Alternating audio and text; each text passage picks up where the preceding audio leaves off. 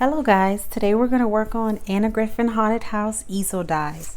It is getting close to the fall season, so I thought I'd show you guys some of my inspiration here. In this kit you'll get your idea sheet as well as a beautiful set of dies. You will need your long plates for this and all of your embellishments to go with it.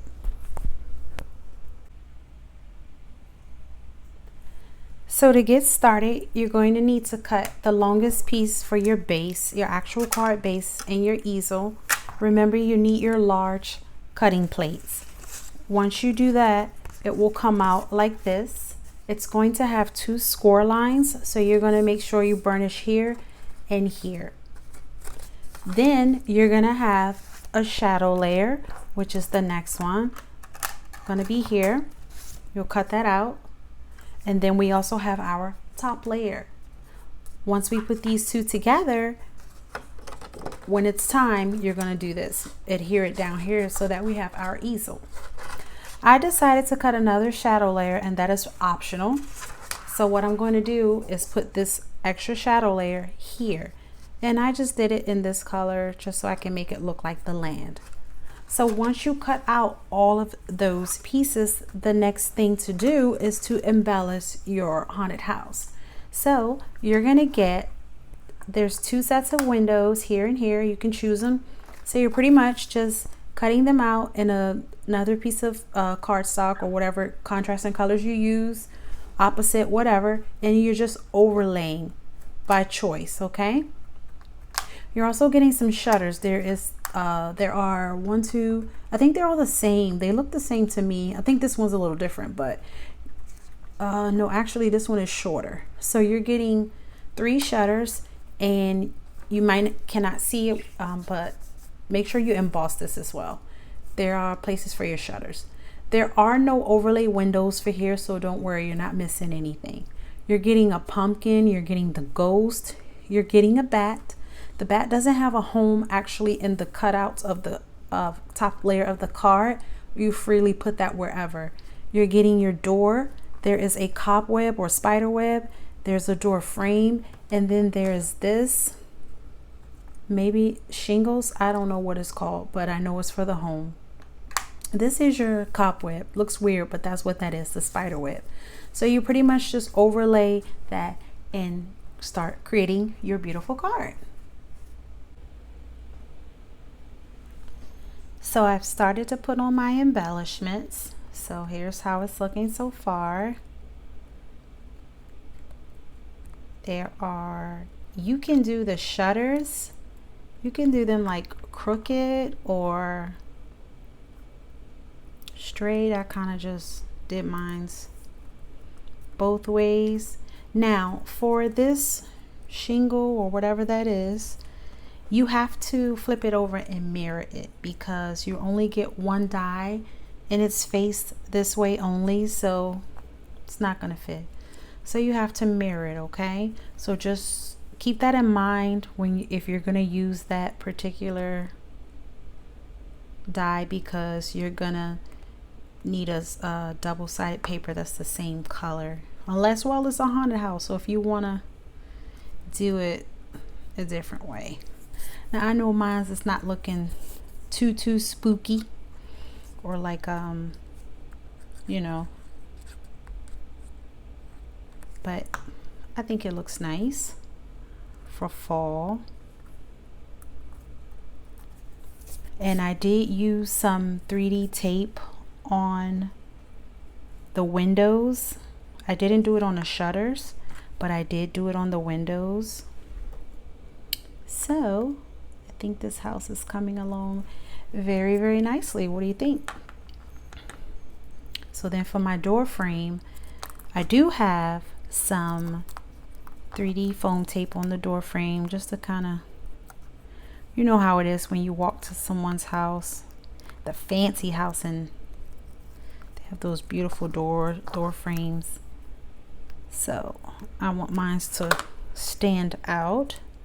So I did put some 3D foam tape on this. Okay.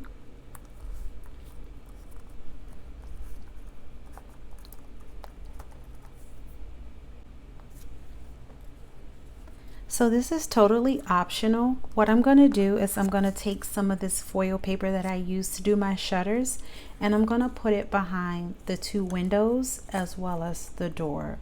Okay, totally optional.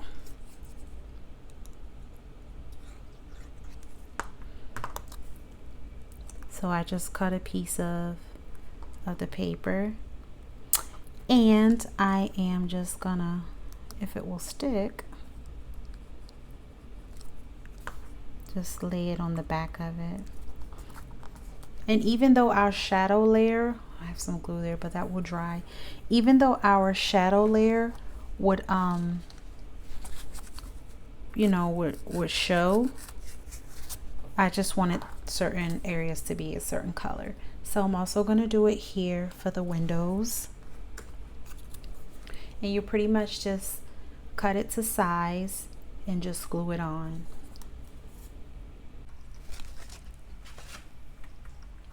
So I am temporarily finished embellishing my front of my card. So what I'm doing now is adding some foam tape to the back of the card to give it that 3D effect when we adhere it to our shadow layer. So you want to go ahead and do that. So what you're going to do is take that, and you're going to take your shadow layer and you're going to line it up as best as you can.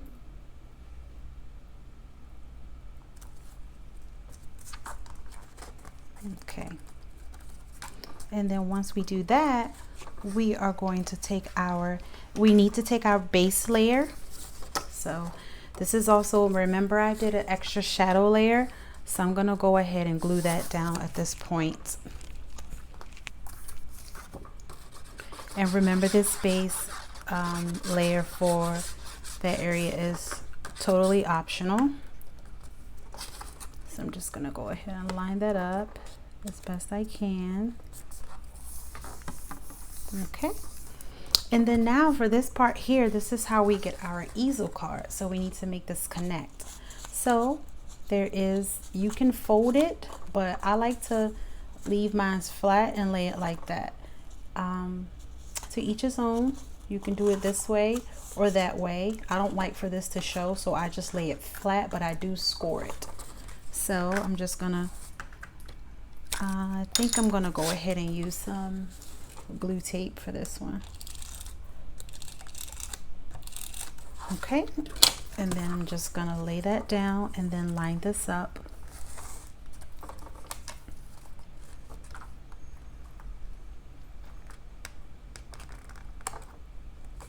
Line it up as best as you can, and then I'm just pretty much rubbing so that this part sticks. Okay, and then we have our easel, but we do need a stopper. Okay, so I'm just making sure that's sticking. So we do need a stopper, so you will need to create a stopper.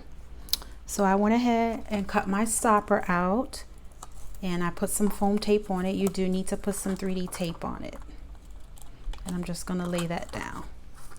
So we have our stopper here. So I want to go ahead and finish embellishing my card, and I have more cards to show you. So more things to show you.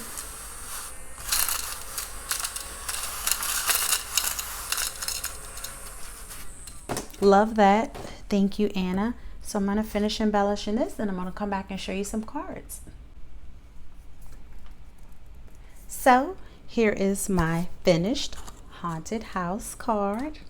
I know it has like the fall look as well, but there are some ghosts there and some bats and a beautiful black cat. So also wanted to show you some other ones that I did. So this is my fall, and then I did this one for winter, for Christmas.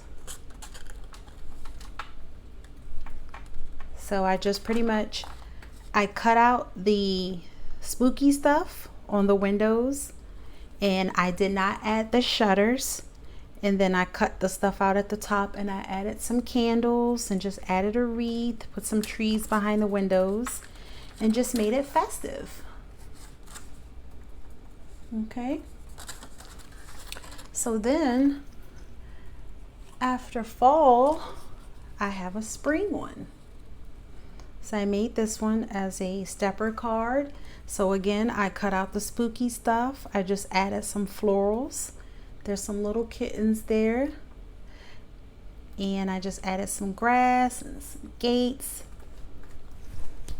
So that's the spring one. And then of course, I had to do a summer one. So this is the summer one. So again, just cut out the spookies, and I just used some tropical papers, added a palm tree, and then here I just added some seashells. So I'm making this for I'm making these for a very special lady for her birthday. So I did fall, summer, winter, and spring. So just one more look at them for you guys. Fall one, summer, winter, and spring. So I hope you guys like the cards. I hope you are inspired. And this is not a new kit. This came out last year, I believe. Yeah, last year I got it. So just pulling it out for the season, and go ahead and pull out your haunted house cards and get started. Fall is on the way. Thank you so much for watching.